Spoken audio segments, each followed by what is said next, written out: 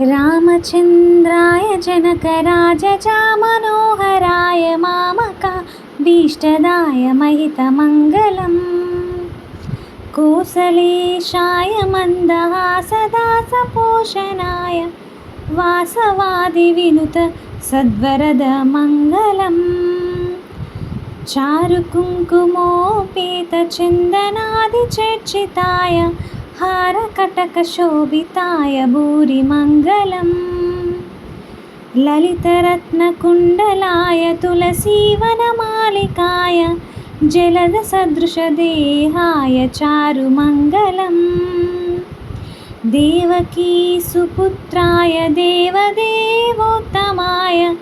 चापजातगुरुवराय भव्यमङ्गलम् विमलरूपाय विविधवेदान्तवेद्याय सुजनचित्तकामिताय शुभगमङ्गलम् रामदासमृदुलहृदय तामरसनिवासाय